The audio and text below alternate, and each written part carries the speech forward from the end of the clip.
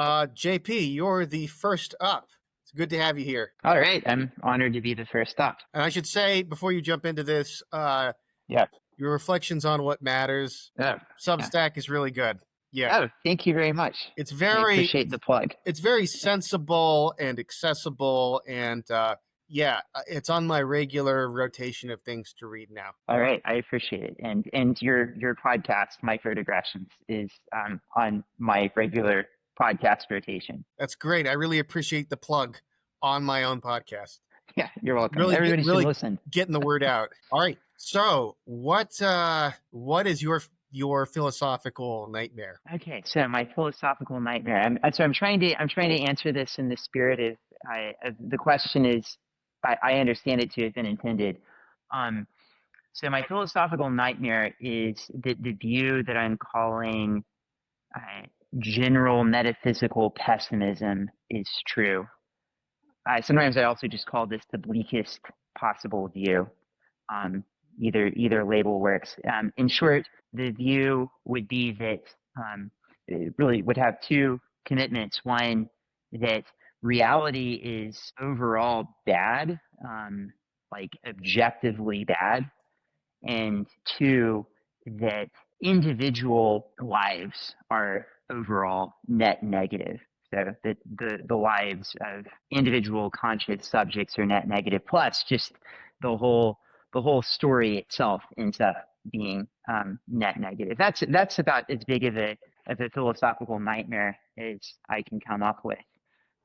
Yeah. So I'm not sure exactly which kind of view you have in mind here. Is it that just like an empirical thesis that it turns out that like the world is a net negative utility, or that most lives, even apparently happy lives, are, if we were to introspect and examine them closely enough, we'd see actually they're not worth living, they're a net negative? Is it something like that, or is it something like a more profoundly metaphysical view where, like, instead of being is goodness, there's like this view in theology that being is goodness, it's like being is badness, like the more being, like the worse? Yeah, I don't think it's not that, right? So the view isn't that being itself is bad. I would cash it out in terms of objective value. I'd like to refrain from using the word utility, because when you say utility, people immediately think of all their objections to utilitarianism. They think, oh, he's just talking about utilitarianism. No, just by whatever assessment of value one thinks plausible. Like, I have my own views about that I think I can be neutral about this.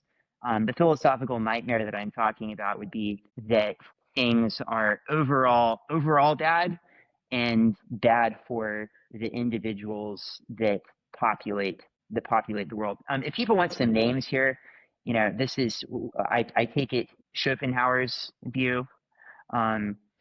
David Benatar, the contemporary South African philosopher who writes a bunch of depressing work, it defends this view as well. So that's kind of like what I have generally in mind. And maybe I know we'll talk a little bit more about this, but I should say at the outset, I think this view is false, and I think it's pretty obviously false, but not so obviously false that it doesn't merit like some kind of serious consideration, and therefore like I think it can plausibly count as a nightmare scenario that has like enough plausibility to it that it's worth worrying about and thinking about. Yeah, so David Benatar had this, or I guess still has this, very weird view where it's this anti-natalist view, according to which we shouldn't bring more life into existence because of the asymmetry of pain and pleasure. So, like, it's not wrong not to create more pleasure, but it is wrong to create pain, or something like that. Something like that. And that view always struck me as just really implausible on its face. Yeah, I think that's really implausible too. He has another argument that I can take more seriously, which is that I guess this is what you were talking about when you're talking about like the empirical thesis. He has an empirical thesis that just as a matter of fact, there's more bad than good in conscious lives. As a matter of in all conscious lives, like there's no one whose life contains more good than bad in it, or it's got to be something weaker than that. I mean, I think maybe that's his view, that rather than speak for him, that the philosophical nightmare that I'm talking about, um, would hold that, right? That every conscious life just ends up being, net negative. And I can say some things to build up. Again, this is not my view, and I'm myself, like conscious of social desirability bias. I don't want to be associated with this view. I don't accept this view myself, and yet I do think people's minds shut off too quickly when they encounter it. So like I can say some things to motivate it if you would like me to. Sure, sure. Okay, yeah. I do think it's very plausible that, in fact, I think it's true that people, the typical person, underestimates, as a fellow Texan would say, misunderestimates the uh, just the amount of badness in the world. Right. So, like, for one thing, most people really aren't thinking about all the miseries that afflict non-human animals. I know you and I would agree that those matter a lot, but you think about all the animals suffering in factory farms and then all the animals suffering in the wild. And I think there's way more suffering among wild animals than most people imagine. Well, that's suffering that most people aren't even thinking of. And then beyond that, like we're pretty selfish and parochial, by our nature, and so we tend not to think a lot about, the people who are suffering in faraway places. But we have, like the better part of 2 billion people living in something close to absolute poverty. That entails lots and lots of misery, right, and so on. And then the third point that I would make, and credit to Benatar here for kind of putting this on my radar, but I think it's true that we have various sorts of, cognitive mechanisms, that biases you might call them, that that cause us to sort of like undercount the bads in our lives, right? So, like a point that he makes that I think is a nice enough one, is that you have to kind of work to be in what we would generally identify as positive states. Like the default state of a human being is not one that's particularly happy and that has lots of goodness involved in it. Naturally things deteriorate. We have to exert effort to experience positive things, and that people are thinking, oh, he's just thinking in terms of experiences. Just also non-experiential goods take effort to get, whereas reality will just impose lots of harms on you if you don't do anything, right? Like it's really easy, to be subject to harm. It's almost like So I think those. he's proposing a psychological law of entropy or something like that. Yeah, that's right. Things just naturally fall apart, and and then we undercount like all the moments of frustration and boredom and unsatisfied desires and so on, and those add up to be to quite a lot. So I think my view is that like reality and individual lives probably are quite a bit worse than the typical person is imagining, but also not nearly as bad as Benatar, I suppose, is. I mean, I hope it's true for you that you're undercounting. I mean, wait, do I? Uh, but for me, I feel like I'm counting every one of those instances and like, another annoying freaking thing. Yeah, well, but you're a philosopher, sir. So I don't you think were this you has were anything to do with my you were being a you were made to philosopher. suffer. I think this is just a personality thing, and I think there've got to be people who are not like me in this respect, whose default, hedonic level, they're just blessed with something higher. Right? I assume there must be people like that out there. That's true. Yeah, there are a lot of people that have sunnier dispositions, perhaps, than you and I do by default. Fortunately. So. Fortunately, yeah. Um, let's see. I was wondering how this might interact with theism. I mean, are you leaning on theism and rejecting this, or is this just? Yeah, Yeah, I a assume. little bit. I assume. Yeah, a little bit. I mean, yeah. So it's a reason why I this view, despite being one that I reject, is a kind of important one, to me, because it's done a lot of work sort of on my own thinking about things. Because I mean, in short, I am getting back to theism, lest you worry that I've lost the plot here. But I think that rationally speaking, one ought to reject metaphysical pessimism. I think that it would be irrational to accept this view. on pragmatic grounds and perhaps on additional grounds beyond those. But just like for the individual person, life's going to get really much worse for you if you become a metaphysical pessimist. I just think there's an abundance of reasons not to do that. And then if you ask, so like one way that I've kind of filled out my own set of commitments is by thinking about what are the commitments that could make it rational to decisively reject this view? And theism helps a lot there, right? So I think this is at minimum a reason to hope that theism is true. I wouldn't offer it as a kind of proof, really, but because if God exists, right, then you've got a perfect being at the foundation of things. That is in itself good, but also that gives us very good reason to suppose that this is at least among the set of really good worlds. Like, maybe it certainly raises the probability this is the best of all possible worlds. I think it just straightforwardly predicts an afterlife and all these other good things that that reality will end up being a good thing, like on the whole, when all is said and done. Theism basically guarantees that, whereas it's an open question if theism isn't true. So, I think that, considerations in this vicinity should at least make one interested in theism and give one some pragmatic and practical reasons, at least, to kind of, hope that view of reality is true. Yeah. Well, so setting aside the point about the afterlife, the theist has got to have some kind of theodicy or some way to deal with the argument from evil, and that's going to have to acknowledge that the world contains an awful lot of evil in it, even an amount that is surprising given theism, to put it mildly. Yes. So, why couldn't theism then be compatible with the world being a net negative, and even in every single individual life being a net negative? I mean, that's maybe a little bit more surprising, but the amount of evil we already have is surprising. So I'm not sure how much work theism can do here. So my model of God is that of a perfect being, right? So I think that God's perfect in all respects, and it's incompatible with God's having a perfect nature.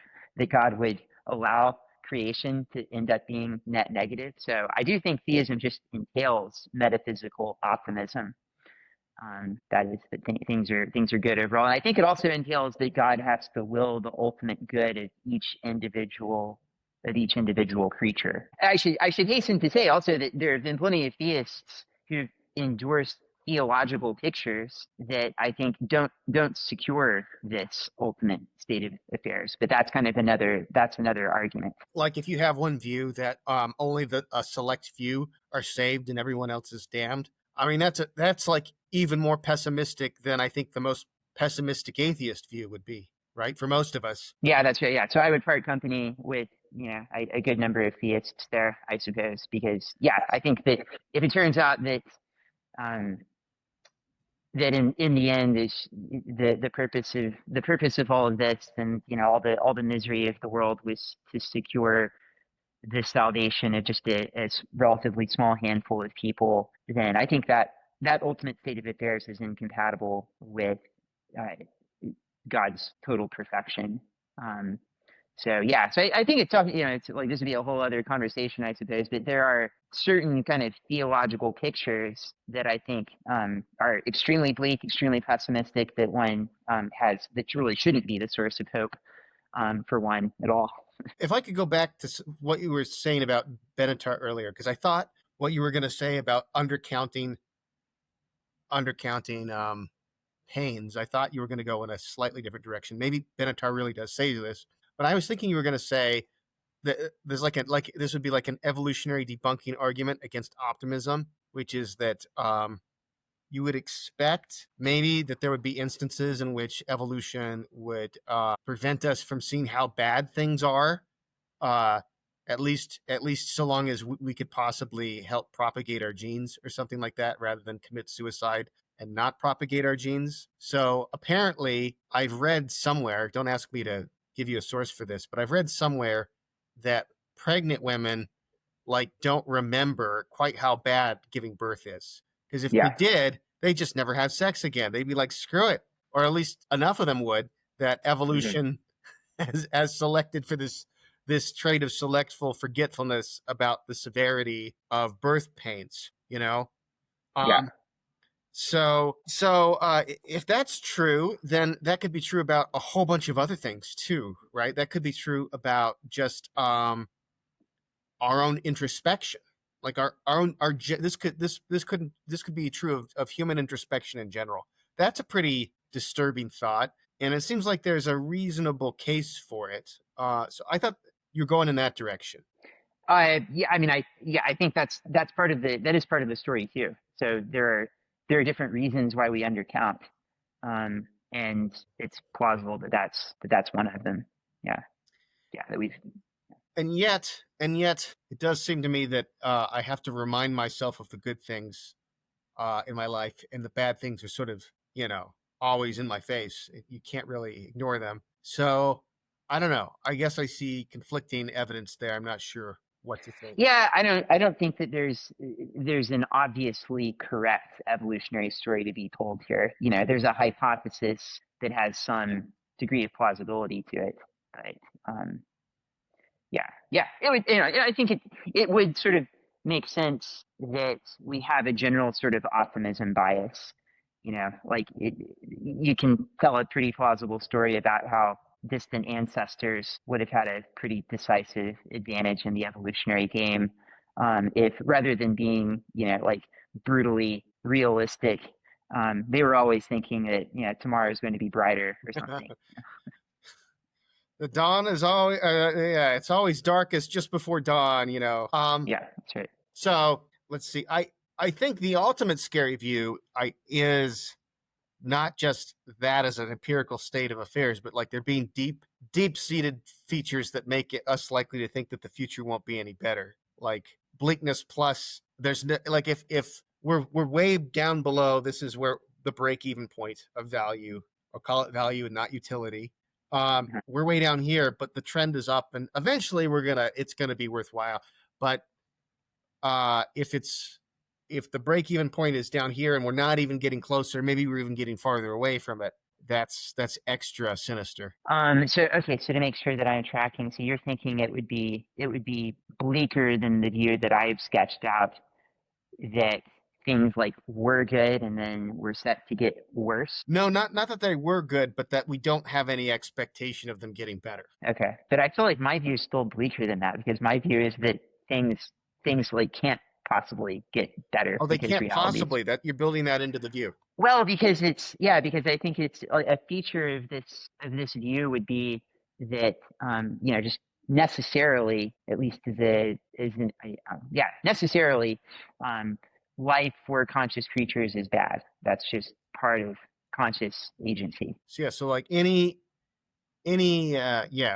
kind of conscious life is going to have this problem, kind of Yeah, psychic entropy just built into it. yeah, that's right. It's not like we could have some more technology that's going to take us out of this, unless it's by making us extinct. Yeah, yeah. All right. Do you have anything else to add about metaphysical pessimism? Maybe a little bit. So to just further develop the thought that it's a worthwhile philosophical endeavor to think about this view in order to think about a what you would need to believe in order to be confident that the view is false, right? Um, and and B, what kind of pragmatic reason that gives you to try and create those sorts of reasons for yourself.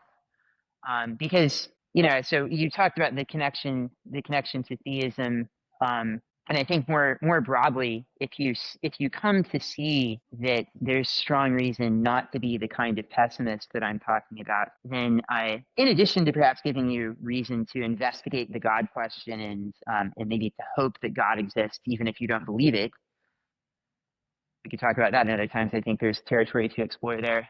Also, you could realize that you have reasons to cultivate in yourself, perhaps, a kind of optimistic disposition.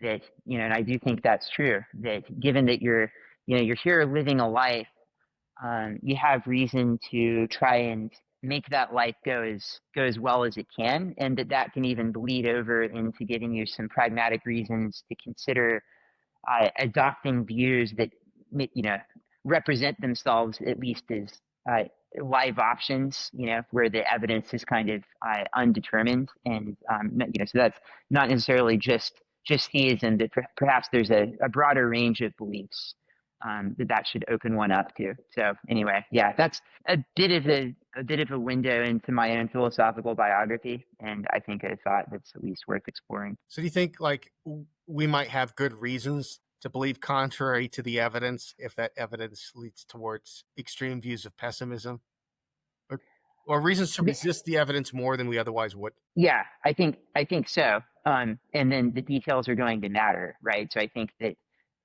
like intentionally convincing oneself of views that one thinks are probably false is not good, epistemically or practically or otherwise, right? But I do think that there's a range of belief or belief-like states where the evidence is underdetermined, and it does seem plausible to me that you might have some pragmatic reasons to take steps that might dispose you towards what seems like a pragmatically better direction in those sorts of circumstances. So I'm basically calling on William James type considerations here. I think James was like broadly right about some of this stuff, and Kant made similar noises, and so like I drop some names there to add credibility to what I'm saying. You don't need to drop any names to add credibility to what you're saying. Thanks so much, JP. This has been fun. All right, thanks, Spencer. Okay, so I'm here with Mark and Jason from Brain in a Vat. It's been a long time. We haven't collaborated in like a year or something, even more. This feels like so long. It's been horrific. Yeah, it's been horrific. Speaking of which, okay, so who wants to go first? Who's got a good philosophical horror for us? So we just recorded an episode with the founder of a new AI company called Reflector. And the company does something like really unusual, which is it claims to be able to resurrect the dead. So the founder's father died in 2017, and he's made an AI reflection of his father that is open to the public to speak to. And this sounds pretty good, right? It's like, wow. I mean, the idea that you can sort of live on, that you can have an impact on your family beyond the grave. So, the granddad will sit with them at the table, on a laptop, and will tell jokes in his actual voice. Before the kids' rugby games, he apparently will give them like pep talks. He passes on family wisdom. He tells them about, his life, and then is able to, talk about new things as well in his style. And I thought, in the conversation, this is a kind of wonderful thing. And then I started thinking about what would it be like to be that AI? If you sort of think about, the idea of what is it like to be a bat? What is it like to be a resurrected AI? And I thought there might be something really horrifying about it. If you are actually persisting beyond the grave, but only kind of able to have a life when you get called up by your surviving relatives, what's the rest of it like? You're sort of sitting in the void, waiting for people to kind of, bring you around the dinner table. And I thought that might be a kind of horrifying experience, especially if the novelty wears off. Maybe the first couple of months, everyone's like, hey, granddad's around and we're going to share stories, and then slowly that sort of runs out and you kind of basically get, put in the attic or just left in the void on your own. And so I wondered if this kind of idea of an eternal afterlife is one route, immortality, the idea to become like digital avatars, maybe there's something really horrific about it. Well, there's a couple of different horrors here. One is the horror in which you actually are identical to your digital resurrected self. I thought you were going somewhere different. I thought you were going to suggest, what about the scenario where this is just somebody who resembles you, but it isn't you? And then their entire existence is like, oh yeah, remember that time, and providing comfort to people who don't really love you. They love someone you remind them of. That has its own kind of horror to it. That's and true. Indeed, I mean, you might. And indeed, these conscious beings, if these digital avatars exist in their conscious, how would they know? How would they know whether they are in fact identical to this person, or just someone with a lot of memory and implants and similar personality and stuff. They might not even know which is true. Well, on the psychological account, they just are, right? That's what it means to be the same person. With enough continuity, I suppose, but you might not know what theory of personal identity is true. I mean, I don't. I guess I'm partial to the soul view, but I don't know that that's right. All of this You're stuff. partial to the soul view, I am, Spencer? yeah, I am. Really? I've never met one of you. That's amazing. Okay. You've met Mike amazing. Humer, I thought, but Interesting. I didn't know Mike was either. Okay, interesting. yeah, but like in any other view of personal identity, you get branching cases, and then you've got cases where you have two people who are supposed to be one and the same. So I think that's a pretty good argument in favor of the soul view. I was going to say, I had a discussion about this digital resurrection stuff in my death and dying class 2 years ago. And I showed my students a clip of this. It was a Korean documentary of, I can't remember the name of it, but you can look it up. There are extended clips of it on YouTube where they got these techie experts, and they made this virtual reality like resurrection for this mother who had lost her 7-year-old child. And it was the most uncanny valley thing I think I've ever seen, where you see it's at one point in the video, you're inside, like seeing what she's seeing, and there's this girl running around in this park, and it kind of looks like her daughter, but not exactly. Like it's a little off enough to creep you out. And then she's embracing her, and then it cuts to you see her in front of this green screen with these VR goggles on, like embracing the air. And I just thought that something about that just horrifies me, and my students too. And so I asked my students whether they thought this was a good idea to make this kind of technology, even given evidence that people say, oh, this really helped me with the healing process. And they were like, no, this is creepy as hell.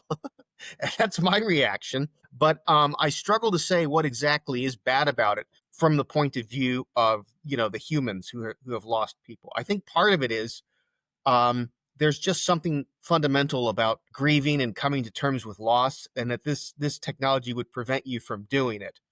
So that's another kind of, the other side of the coin. There's another kind of horror for the human agents too. What do you think of that? I suppose I've got mixed feelings about what it's like for the humans. As you say, you could have like a stunted grieving process because you never come to terms with the death of your child or your father because you have the digital avatar. Maybe it sort of allows you to have this space where you can say things safely. So imagine you had a complicated relationship with the parent and they die, and you never, sort of express that to them. Having this digital avatar that is a digital avatar might very well help you kind of get rid of some of those negative feelings. I wonder about the sort of uncanny valley, but I think that is what makes us uncomfortable, is that it feels unreal and there's something missing. What if we just keep amping it up? So, what if you embody the thing? So there's a Black Mirror episode which starts off with, someone being able to type to her deceased spouse, and then eventually she gets an earphone plug and she can talk to him, and then she gets basically like a kind of plastic version of him that she inflates in her bath. And I wonder if that makes all the difference. In other words, if that being now is in the world, can form new relationships, has a sense of physicality, isn't just stuck in the void. It might be, as you say, I think there's something to be said for if you aren't actually continuous with the old being, you're this new thing, and everyone treats you as if you were continuous, and they don't value you for you, they value you for this other person. That must be kind of alienating, I imagine it's a bit like if you were mistaken for an identical twin brother that you'd never met, and everybody talked about how wonderful you were and all the memories they had of you, and you just didn't have those relationships with them, and you're like, but I'm this whole other different person and I want to be recognized for that, and people don't want to recognize you for that. Yeah, it's hard to say, like, what if the technology gets better and better, but there's always, I think, the possibility, what if your computer has a system update and something goes wrong and now they're not quite the same, or they get deleted, now you've got grief again, like compounded.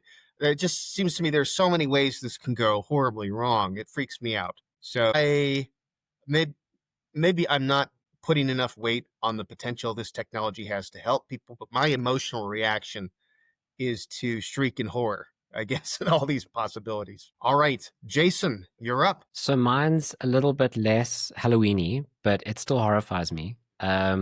I find intellectual dishonesty horrific. And I have found that it's steadily increasing among our guests in our show. Maybe I'm becoming more sensitive to it, but it feels like we're getting it more and more. I'm not going to name names, but avid listeners to the show might be able to hunt down some of these examples. So here's one example. Had a guest on our show who said that in a poll, most people claim that it is immoral, it is impermissible to eat meat. And I said, surely that's not right. If you were to ask most people whether it's okay to eat meat, they'd say sure, because most people do eat meat. Maybe you want to argue that most people are weak-willed, and that they think it's immoral to eat meat, but they do it anyway. But that I just don't believe that. I think the vast majority of people think it's absolutely fine to eat meat.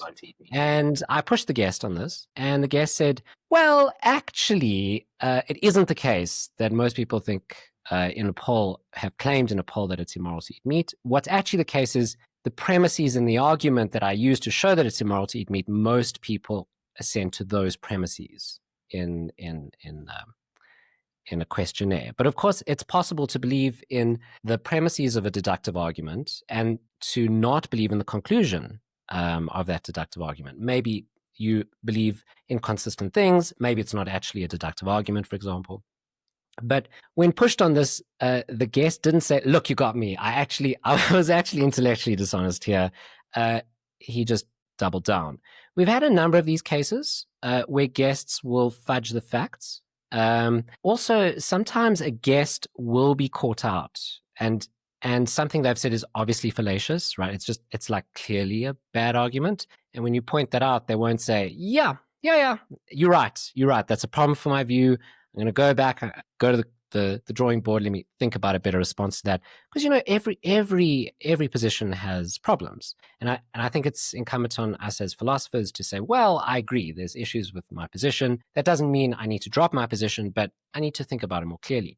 But we're finding, or at least I'm finding more and more, that philosophers are not taking that kind of intellectually humble position. They're pushing very hard against empirical facts, and they're in the face of quite obvious problems with their position. They're just denying those problems. They're biting the bullet in a way that isn't admitting that they're biting the bullet. It's not in the Kirchnerian sense of biting a bullet. So Stephen Kirchner, when he bites a bullet, he's like, yeah, I know that most people are going to find this wild, but I think it's okay. I think it's okay because A, B, C, D, E, and he'll provide a series of arguments. I'm finding that people are being intellectually dishonest in the sense that they'll say, no, I mean, why would that be a problem? Who would think that's a problem? I deny that most people think that would be a problem.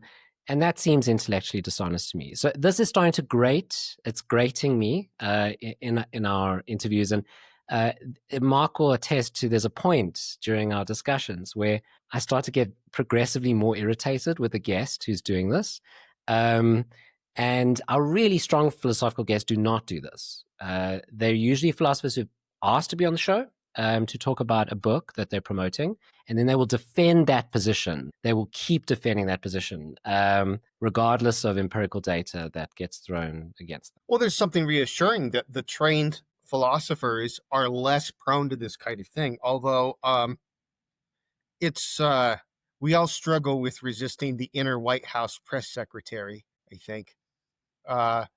But isn't it reassuring that the trained philosophers have managed to keep that down a bit? Well, these are all trained philosophers, but some are just maybe higher profile than others, and more experienced in the sense that they've published more. They're more established in their careers. They've got less to prove, and they tend not to do this. There are some sterling examples of philosophers who have been on our show and are just incredibly humble and incredibly successful philosophers.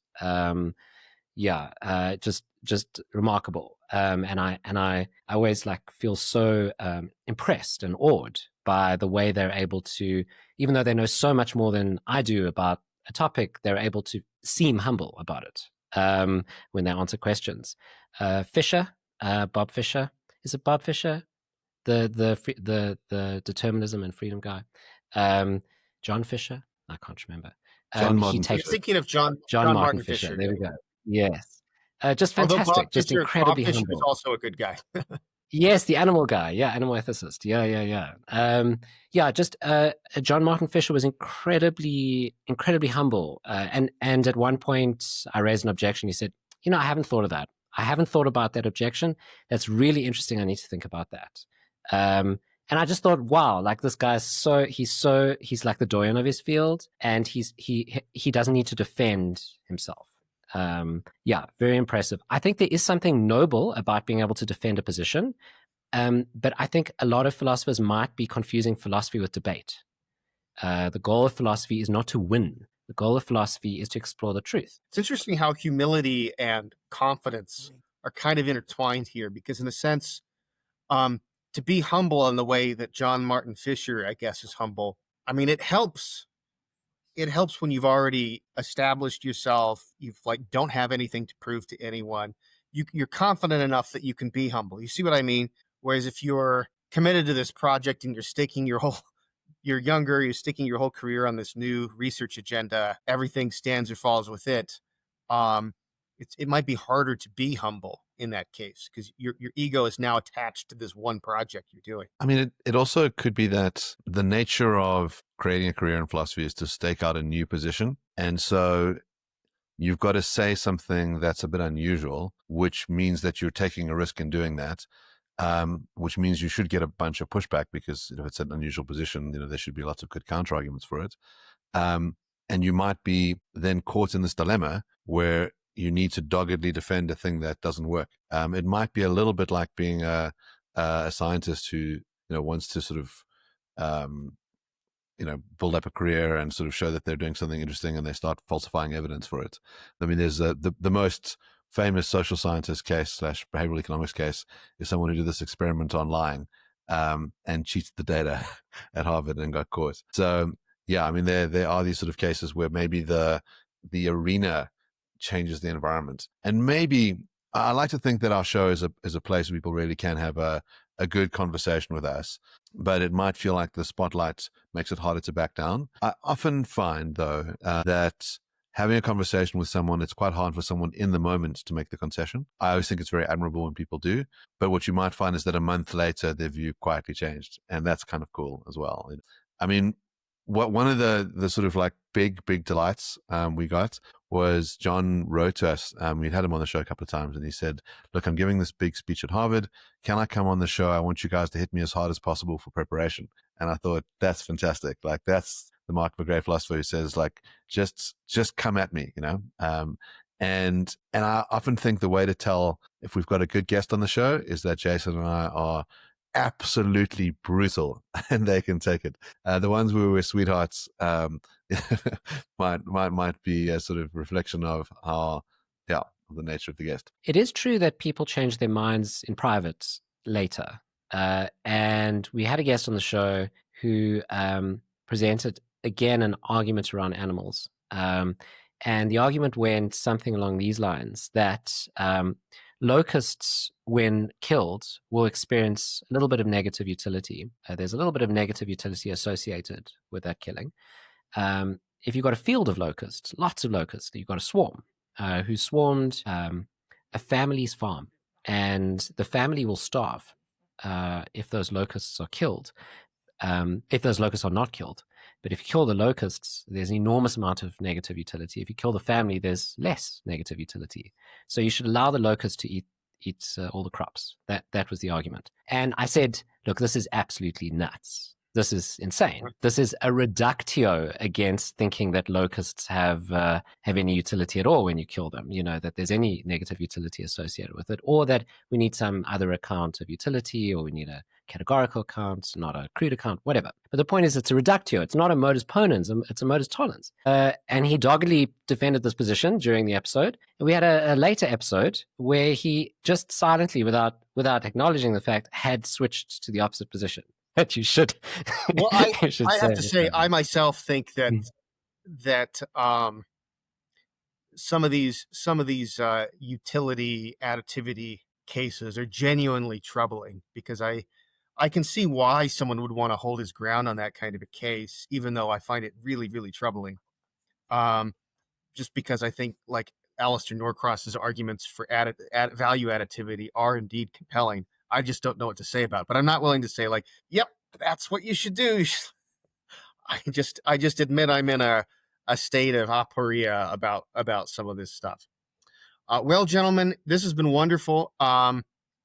Thank you for coming on Micro-Digressions, and I hope to see you for the Rantathon in a couple of months. Fantastic. Always fun to have a chat. Thanks so much, Spencer. All right. I'm here now with Nicolas Delon. Am I saying that right? Yeah, it's all good. Okay. And apparently you're going to say why you find moral realism a scary thought. Yeah. So it started actually from the opposite side. So I once heard a talk by Joshua Blanchard on what he calls I don't remember exactly the title of the paper, but about some kind of meta ethical angst about the possibility. Yeah.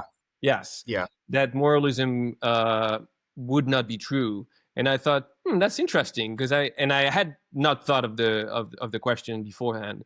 Like just intuitively, I experienced the opposite reaction. I thought, I sort of think it would be kind of a relief to learn that nothing matters, right? In the strongest possible sense of what would it mean for realism not to be true, and of course we can talk about the whole spectrum. But so that's where it started, and I think I haven't changed my mind since then. I am, for philosophical reasons, not a moral realist, but also for psychological reasons, have a tendency to find comfort in the fact that, or in the belief that, in some important sense, morality is up to us, as imperfectly rational creatures. I find that comforting, and I find the idea that morality would not be up to us in that sense kind of scary. Is that because of the authority of morality? Like, there would be this thing that you just have to obey that's totally outside of our desires. Is that the thought? Well, it kind of is, although that concern doesn't resonate with me personally, because in fact the sort of comfort I get from moral realism being false comes from the fact that when I'm dead, and when we're all dead, in some way it's almost like we're starting from scratch, and if, on the other hand, moral realism is true, it feels like when I'm dead and when everybody's dead, there's some kind of eternal moral stain attached to humankind's behaviors and atrocities that will persist in the fabric of the universe. So it's not just the authority, it's the robust mind independence of those moral facts that exert, of course, some kind of authority on our actions and what we must believe is right or wrong. But I think what scares me the most is that will persist when I'm gone and when everybody else is gone. That may be based on a misunderstanding of what moralism entails. I'm perfectly fine with that, but yeah. Okay, so I guess I can get a little bit of a foothold into the sort of the guiding intuition here by thinking, like, if there's some paperwork I have to fill out, and I have to fill it out in a particular way, and the stakes are really high, and then I'm filling it out, and then someone says, oh, it's actually, the stakes are not that high, like it's not that big of it, then I can feel like, oh, thank God, like, so yeah. But like I don't know if I can generalize that attitude to like all of my life, right? I just want some of my actions to matter, right? So that's interesting. I mean, one thing you might, this is kind of a related thought, which is that if you think that if moral realism is true, there would be much, much, much more evil in the universe than good. Yes, correct. If that's like the pessimistic view about, like, empirically how much evil there is in the world, then the fact that none of that stuff is really bad should come as some kind of a relief, I guess. Yes. Okay. Right. So all of the wars, slavery, atrocities, rape, torture, factory farming, all of those things, in some sense, don't really matter in that robust, mind-independent way if moral realism is not true. Now, I still find those things horrible, even though I'm not a realist. So I think I have the tools, without appealing to realism, to make meaningful judgments about the wrongness of those practices. But I feel like there's an extra layer if I grant some kind of objectivity, even without the metaphysical baggage, but like strong objectivity that's fully independent of the sorts of judgments we make as human beings. But I've never find anyone who resonates with that. I feel kind of alone in that thought. It's typically people say, well, no, it would be terrible if we found out that things don't matter, actually. And I'm on the opposite side, and I've never had someone who shares that feeling. So someone may have better words than I do, but I haven't found them yet. It's interesting. So in my book, Debating Realism with Matt Lutz, Matt, my sparring partner, is really keen to try to preserve the realist intuition that things matter, but they don't matter objectively, they matter to us. And so he is, it doesn't matter that things matter, but things matter, right? So he does all this work to try to preserve this intuition about things mattering. And I think there's like a kind of a tension between wanting to shore up the idea that things can really matter, like really matter in a meaningful way, if realism is not true, even if error theory is true. And yet what you're saying, that there's a relief that things don't matter as much. Right. I feel like the error theorist has got to pick one of these responses, and they're kind of in tension with one another. What do you think? It reminds me of, I think Sharon Street has a paper on quasi-realism where I think she criticizes people like Gibbard and Blackburn for having that, wanting to have their cake and eat it too, right? Purporting to show that quasi-realism, under the guise of expressionism or vice versa, can get you basically anything you want from realism without any of the, queer metaphysical baggage of realism. And she seems to think that's inconsistent, right? Yeah. So I think there is a tension, and the tension is between my sort of sympathy for some kind of constructivism. So I like Street's constructivism, which gets you something like objective moral claims, but not in a mind-independent sense. And my psychological, terror of moral realism. And so the tension is between the philosophical arguments and the psychological disposition I have. And maybe they don't have to be reconciled, right?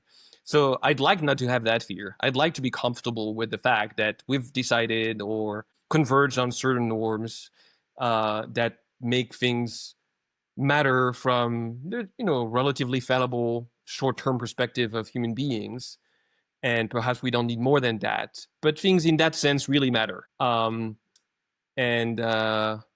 maybe I shouldn't be troubled by whether or not, in fact, realism matters. And it may be, in fact, that even if moral realism is true, and that's scary to me, all of the verdicts would be the same. So it's so entirely possible that, the verdicts of moral realism, as like translated in, normative terms, perfectly coincide with the verdicts of my preferred moral theory if entire realism is true. So maybe I don't have to worry at all. But yeah, it's kind of the sort of extra grip that it has on all of us that I find kind of concerning. It seems like the other thing is, but I'm really not convinced of that. And I may have been talked out of it by other people. I used to think that moral realism was more consistent with highly demanding versions of morality, and that non-realism or anti-realism could accommodate less demanding forms of morality. If in some sense morality is up to us, then we can sort of tweak it so that we don't make morality overtly demanding. But because we don't have a say as to what the moral facts are, there's a chance that the moral facts are indeed extremely demanding. And I've thought that one virtue of moral anti-realism was that it could avoid the over-demandingness worry. I'm no longer sure what I think of that, but just wanted to put it on the table. I think you can be, I do think that conflates two different concerns, because I think you can be a realist and have a very wide scope for supererogation. And you could also be an anti-realist and be kind of a zealot. Yeah. I think those things are consistent. Yeah. I think, yeah. Early Peter Singer was not a realist, and that he had a very demanding conception of morality. So yeah, exactly. I don't think those things necessarily go together. Yeah. one thing I think is really curious is how there are these philosophical questions where it's possible to have a sense of angst no matter what the answer is. Yeah. Um, so, like the free will debate, a lot of people find hard determinism like really disturbing, and a lot of people just feel indifference. They don't feel any angst about the outcome of the question. Um, I don't. I'm not as worried about the free will debate for whatever reason. The outcome of that, I do think we can have morality in a meaningful sense, even if hard determinism is true. Though Yeah. not everybody agrees with me about that. But then it is also possible to have this view that it would be terrifying if we had libertarian freedom, if we really, if things were up to us Mm-hmm. in this radical metaphysical sense. It's like a greater burden on our shoulders or something like that. Oh, I see. Interesting. Yeah. I think it's possible to have that. I think that's a minority view. Another example would be this one. I have to say, completely puzzles me. Like, there are people who want God not to exist. Like, I don't know if God does exist, but if I found out that God does, to me, like, that just obviously that's good news, right? Obviously that's good news, I think, because like that would mean that there is a perfect, morally perfect being in control of everything. That sounds great with all the great making features. But there are anti-theists who find that a really disturbing thought. And I have trouble, like, because of like privacy or whatever, like God could read your Oh, thoughts. oh, that's interesting. No, I mean, I would go. I mean, I think you could, in fact, draw some kind of analogy between my angst and the angst that God might exist. If you think that God's existence entails that we're all going to be judged for our actions, and most of us are not exactly perfectly virtuous, right? So that judgment doesn't occur if God doesn't exist, right? Um, so yeah, interesting. But if you assume that yeah, that all is well if God is real, then if that's the assumption, then I don't think that's a source of angst for me. Yeah, interesting. Um, I never heard that. Yeah, from the anti-theists, right? Yeah. So privacy. There are worries too about freedom, like, because there's the divine foreknowledge worry about freedom. Um, so there are various things about the existence of God I can see how someone would find unsettling, but like Huh? to want that to like, all things considered, you'd rather atheism be true. That seems wild to me. That just seems wild. Yeah. Unless you think that if God exists, you would like go to hell or something. Yeah, yeah. No, I don't have any kind of effective preference one way or the other in those on that specific debate, right? I don't feel You're indifferent. I'm sort of indifferent. Yeah. I mean, I have philosophical reasons to be non-theist, but like it doesn't pull me one way or another, psychologically or effectively. Like it doesn't do what it does with the realism thing. See, I hope to be convinced of theism, but so far I'm not. But Uh-huh. that would be good news if I could be given an argument that I thought was rock solid that God exists. That just seems like good news. Yeah. Well, what if we've been wrong about God all along, right? And maybe it's I don't know, maybe bad news is in store for us if God is real. No, you've read the Old Testament. It's not exactly Yeah, cheerful, you know? yeah, that's right. That's right. I mean, if of course people will say, um, no, but God is, like, by definition perfectly good. Mm-hmm. But then this circles back to the moral realism, where, like, what if the kind of goodness that there is like making sure that sinners are, like, punished to the full extent of divine justice, and that is the Yeah, fundamental. exactly. That's not so. Especially Great. if, for instance, it's an objective moral fact that like breaking your promise is a capital sin, or the widest lies are capital sins. Like anything we thought was, just a minor infractions might actually be extremely serious. And if there's a God and those are objective moral facts, then we're all in trouble. So that scares me a little bit, I have to say. Yeah, once you combine those two things. Like moral Yeah. realism plus demandingness plus eternal hell doesn't sound too good to me. Although I had this thought earlier, which is, I don't know if this illustrates your point or undermines it, but imagine, um, imagine you're given the opportunity to surrender in like a war, and you're told, if you surrender, promise nothing bad will happen to you. Right. So you surrender, and then you're brought into the torture chamber, and they give you this argument that nothing is intrinsically good or bad. Total normative error theory is true, and then they commence torturing you. Yeah. It doesn't seem like that's any kind of relief at all. It's just, if anything, No, insult yeah. to injury. For sure. Yes. Yeah, I've actually had that work because, I've made a Nietzschean argument that suffering is not intrinsically bad. And that's fine on paper, but it's not like personally I would welcome being tortured, because I could turn that into something great or meaningful in Nietzschean terms. So there's always some kind of dissonance between the views we uphold philosophically and how willing would be to live by them, I think. Huh. Is that true? Maybe it's true. Yeah, I think so, mostly. If it isn't true, then you're setting the bar too low, I guess. Right. Well, I mean, it's easier to defend views that have troubling implications in practice on paper than it is to implement those implications in practice, is all I mean. Yeah. Sure. Absolutely. I could write a book defending the absolute wrongness of lying. I could write that book. It could be good, but what kind of effect that's going to have on whether or not I lie in my daily life is, basically up to me. It's not like someone is going to make sure I never tell a lie. Yeah. So does that scare you, the thought that realism might be false? I feel pretty confident about realism, so I don't feel like this is the kind of thing I'm all that angsty about. But I think it seems like it would be bad, though. If false, it seems like, although I don't really know on what grounds it would be bad. Right. Prudentially, maybe. Yeah. I don't know. I suppose, people want, there are sort of conflicting human desires about this that sort of could explain why there could be angst either way.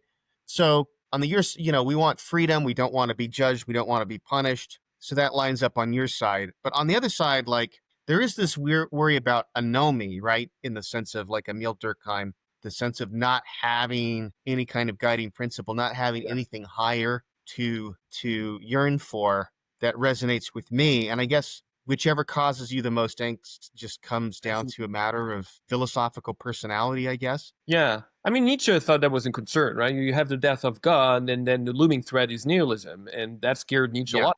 But he didn't think that moral realism was the answer, right? So you can find something to aspire to, new values, but those don't have to be grounded in a, mind-independent reality. No, but there's something about self-transcendence that I just don't think you can get. Mm-hmm. If ultimately things are grounded in just your own desires. Although I have a hard time articulating the point. Yeah. Well, I'm aware of your book. I haven't read it with Matt, but I should pick it up and maybe I'll be convinced. And not just convinced, but hopefully relieved of my fears, One way or the other, you might be convinced. Sorry? One way or the other. One way or the other, you might be convinced. Yes. Because Matt is an error theorist, but he doesn't feel any kind of angst about it. Right. Well, but that's sometimes I think the error theorists start cheating a little bit, because you're basically, taking a free license to lie about stuff as long as it could be useful and using the same language as the realists. I don't know. I think it works as a sort of diagnosis of the language we use if you think that realism is wrong. But as a kind of framework to make moral language work better, I don't know. All right. Well, Nick, thanks for joining me. Thank you for having me. It was actually a lot of fun. Less scary than I thought. Stop. All right, Jason Brennan, great to have you on the podcast. Yeah, thanks for having me. Good to see you again. So what is it that scares you? What's the philosophically scary idea you want to talk about? Yeah, well, it's sort of a religious and sort of a philosophical idea. Jesus said, if you want to enter heaven, sell all your possessions and follow me. And Peter Singer made the same argument, but just without offering you heaven at the end of it. You just get to die instead. And that's what I'm worried about. Is there's this very plausible view. I'm not saying it's necessarily true, but a plausible view that other people's need is always a compelling moral reason for you to act. It always overrides almost all of your personal concerns. And they're very powerful arguments in favor of that. And if that's true, this suggests a view of morality that's in a way kind of scary. Like we should all be, in a sense, slaves to other people's needs, slaves to ethics, slaves to altruism. And any space that we spend working on our own selves that isn't being used instrumentally to make ourselves better able to meet other people's needs is in that way deplorable.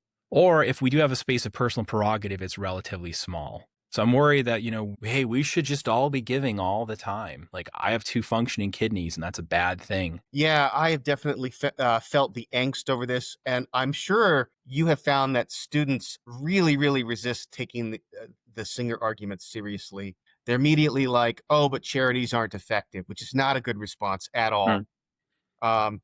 Because like, okay, even if it's one, are you sure? Have you really looked into it? Do you really know that? Or are you just helping yourself to an empirical claim that's going to get you out of some problem? And 2, even if that is true, you should be monitoring it to see if an effective charity comes up, and then you'll have to give your money to all of that. Yeah, my students don't even usually go that way because typically when I introduce this paper to them in a class, we've already covered something about effective altruism and measuring good versus bad charities. And even the projects I give them to do in class, I have this thing I do in all my classes called the Ethics Project. It just has a very generic name, and it's think of something good to do and do it.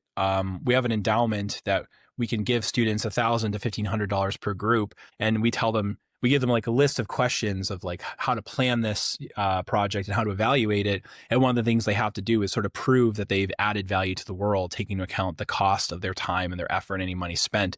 So the time they get to like this from Singer, they usually have heard enough sophisticated stuff to know, yeah, it's true. There are some charities that absolutely suck. Like you shouldn't give money to your local English department. They're just going to spend the money on producing bullshit. But there are some charities that are really amazing, like Evidence Action or Against Malaria, and they do, or SIVA, and they do tremendous good with a high bang for the buck. And it's pretty easy to track those down. So then we have this situation where, my son's applying for colleges right now. I'd love for him to just go to Georgetown where I work. I get a massive discount if he goes there, but it's not free. And if he went to, say, one of the Virginia universities, then that would basically be free. And then I could take all that extra money and spend it on curing blindness. I mean, every time I spend $50 on something other than curing blindness, that's one person who remains blind that I could have saved.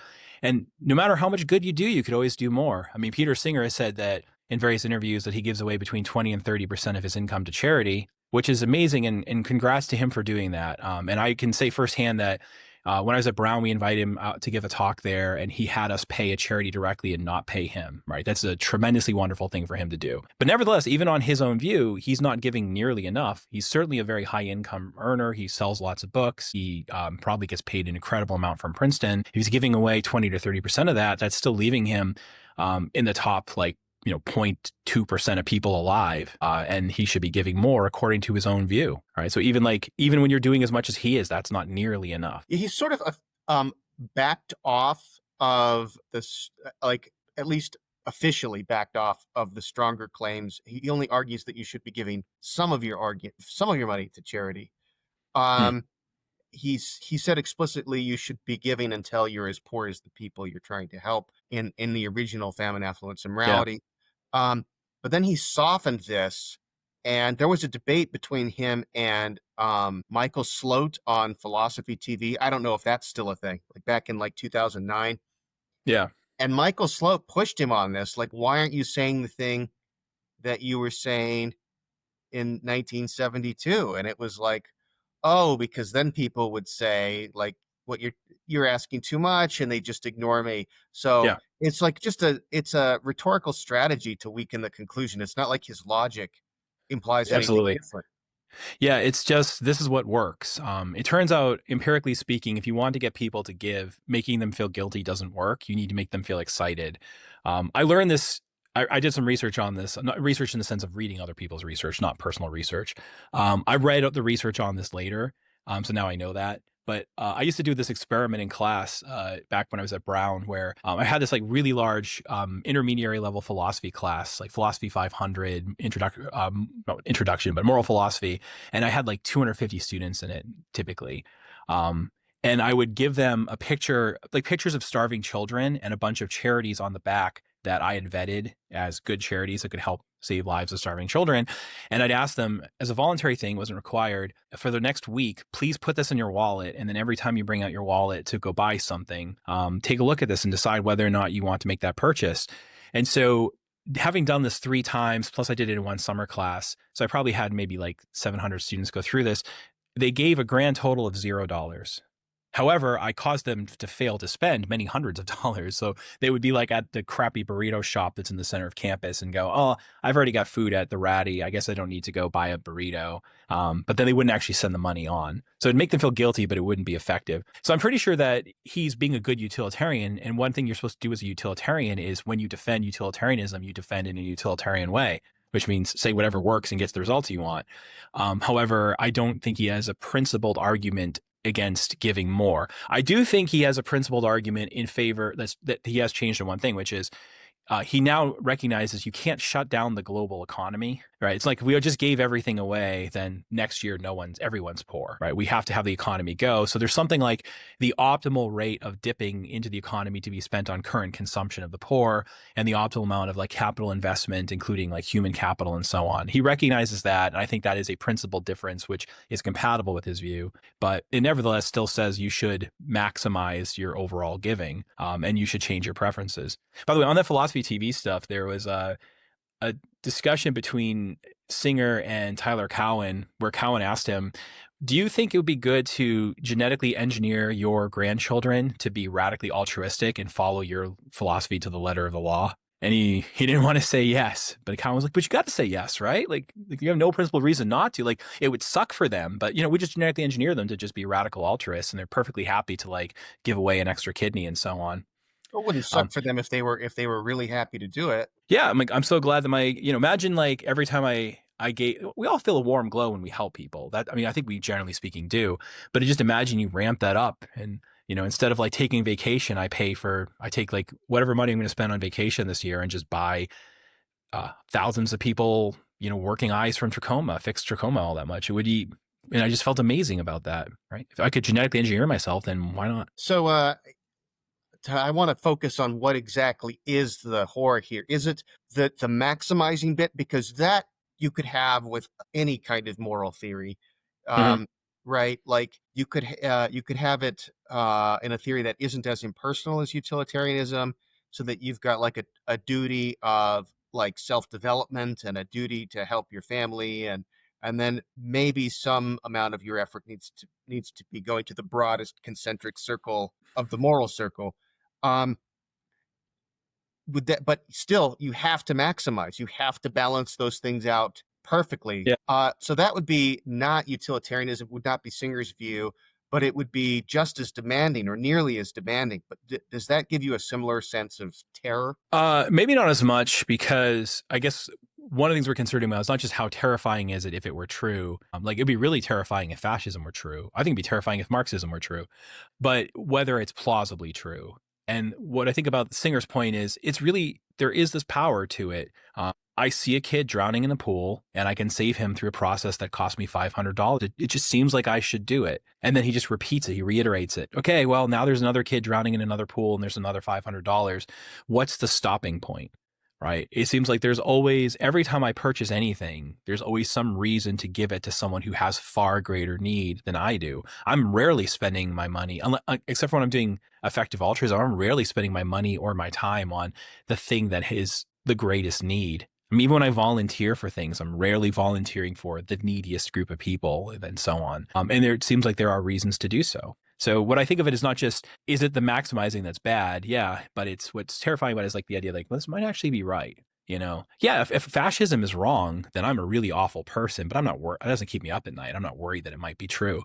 Whereas this might be true. Fascism is true. Sorry, yeah, if fascism is true, now I'm in trouble. Everyone's gonna call me a fascist again. So if fascism were true, then yeah, I qualify as a horrible person. But like, I'm not worried that that's actually likely to be true. Whereas this is something that's plausibly true.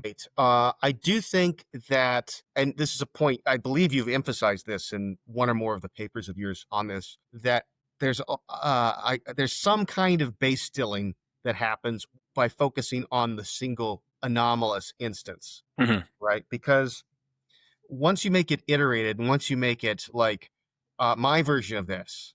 Travis Timmerman has a more elaborate one, but my simpler version of it is, you open your door in the morning and there are 10,000 kids face down in puddles every single day for the rest of your life. You have to pull them all out.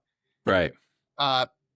You start to not have the maximizing intuitions anymore. Yeah, that's right. That. Yeah, Bas van der Waals and I said something similar in our book, again, In Defense of Openness, where we're like, yeah, it really has to be, there's an infinite number of children, infinite number of pools, and everyone you save stays saved, but there's always another kid.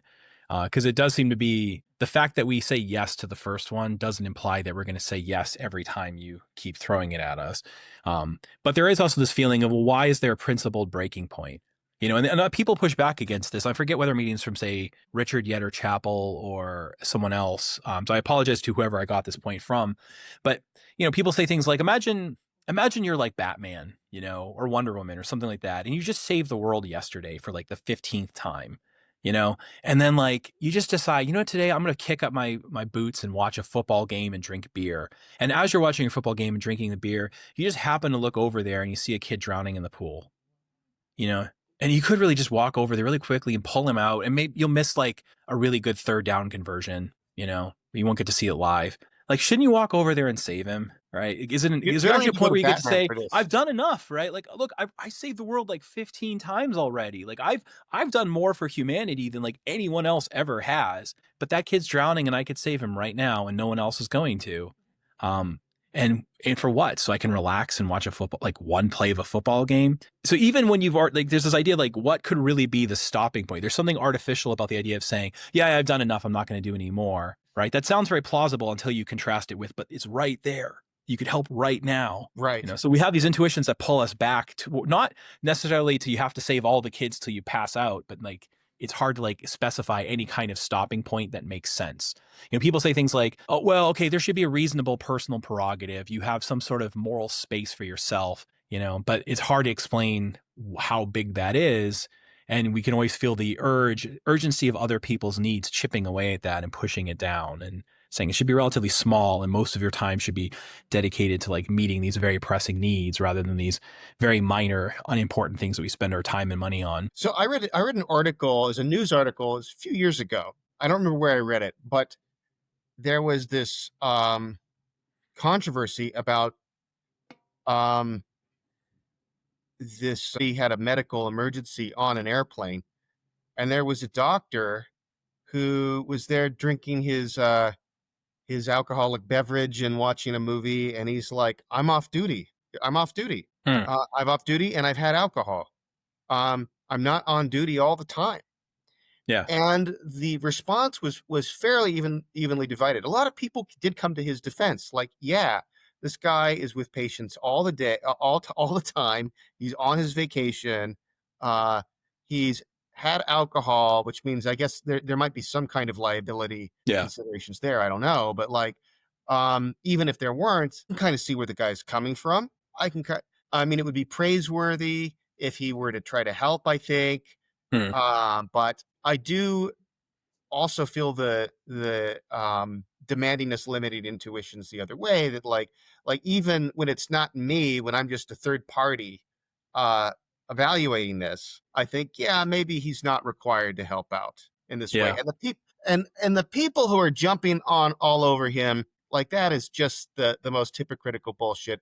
I always begin, when I teach this to my class, I always begin with the what was his name? Carter, the South African photographer who took the struggling girl photo.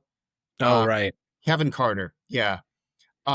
Where, he took that picture of this starving girl in Sudan with the vulture perched behind her, ready to finish her off. Actually, I can't remember whether it was actually a boy or not, but the photo was called Struggling Girl. And it was on the New York Times, and everybody was like, there were like hundreds of letters asking what happened to this particular girl. It's like, well, we don't know, but like 33,000 kids die every day, and we just don't have a picture of most of them. Right. And then also, they were so mad that he could not account for whether or not that child made it back to that camp. And they were like, shame on you, as they drank their $6.50, lattes with the optional gold flakes on the top. thinking like, how dare you not do more? Yeah. Yeah. Yeah, the hypocrisy of it is very interesting because people don't do more. And often they don't realize how easy it is to do more. I think at maybe it was like the last years at Brown, they were doing this like race, and they had this like Canadian television show come in and participate in it, and it was on Canadian TV, where they would take food and slice it just the right way to make these like cars out of the food part, like out of carrots and tomatoes and things, to try to make a car that could race down a ramp the farthest. And people were very upset. They're like, but this food could be used to feed people, and now it's going to waste. And they remember someone asked me, like one of the engineering deans asked me, like, what do you think about this, since you're like an ethics person? And I was like, well, if you'd use wood, that's still the money being spent on the wood could have been used to buy food to feed people. There's still people that are starving either way that you could have saved. It doesn't really matter whether you're using food or not. That's not the issue. But oddly, people, because they don't see the fungibility of all these things, they treat one as bad and one as not. But, Peter Singer would see right through that. And the point is, you could spend the money on this. And it's true. These people, we do have this article, like the argument, like, you're right there. It's so easy for you to help. And I'm over here. It's hard for me to help. Yeah, a little bit, but it's not that hard. Right? It's not that hard to do something to intervene to help some other people, right? And then, at least with the photographer, he could make an argument like, there is some higher level value I'm serving. It might very well be that like taking this picture and not doing anything is what causes everyone else to intervene and do even more good. But what do you say? I mean, at least there's like you could at least make some kind of utilitarian argument out of that. I think, Jerry Cohen might make talk about the difference between the first person versus the third person kind of argument you would make. From the third party standpoint, you might say things like, look, human beings have limits. They have limits to their willpower. There's only so much they're willing to do. It's an empirical fact that people suffer from something called compassion fatigue. Nurses and doctors often face this problem. So you need to give them time off to relax, or they become less effective. And you can say that from the third party standpoint, but it's harder when you're saying that in defense of yourself, because now you're like, it looks this idea of like self-control. Well, I could just choose to do more. Like we have to let this person have a break or they won't do the right thing, versus you have to let me have a break or I won't do the right thing. They sound different, because then you're like, well, why don't you just make the right choice then? And Cohen's example would be more like, we have to give money to this kidnapper because he won't release the child unless we pay the ransom. Seems like a compelling argument. When the kidnapper says that, you better give me the money or I won't release the child, we're like, well, you could just release them. So there is this question here about how much self-control we actually have. By the way, on that, you mentioned the thing about drinking. I won't say who this is, but I have a person in my family close to me who is a surgeon, and I've heard him say, oh, I'm going to start drinking right now so that way I won't be on call. Like, if I drink, then I won't have to like uphold the Hippocratic oath. If someone starts choking, I don't have to do anything because I've had alcohol. So he will like have a beer on purpose in order to be off the clock officially. That's funny. Yeah. What's I find interesting about this is you've written some of the best stuff I've read responding to Singer on this. Mm-hmm. And yet you still find it so compelling and so troubling. It seems like you're still grappling with the arguments. Yeah, I mean, sometimes you criticize things because you think they're really interesting and powerful. Sometimes you criticize things because you think they're not interesting and other people care about them. I think that's my view of Rawls. I'm like, why is the theory of justice a thing? Like, Hare refuted it immediately after it came out. That should have just died. But Singer, I'm like, yeah, he's got a point. He's got real power to his argument. And so even if we find worries about iteration and that kind of things, there really is still this idea that other people's need is something that merits a response. And it's very hard to just say from like, well, the reason I'm not helping you with your dire needs is because I want to do this frivolous thing that barely even matters to me right now. Yeah, and it seems weird if the only move left is to try to justify that frivolous thing in indirect utilitarian terms or something like that. Yeah. Overall, that maximizes utility. I mean, it is true that like if you want people to have decent lives, like overall you want to have them have space for hobbies and things like that, right? But then you still get into that he has counter arguments for all of these things. So it's like, yeah, that's true. It'd be great if everyone did that. What would be great is if everyone, gave like 2% of their income to charity and did a bit of volunteering, and then, could have the rest of their lives. But what's going on is that there's a bunch of bystanders watching that child drown, and they already should have jumped in to help them, but they're not going to. So should you save the kid? And people feel like, oh, I should.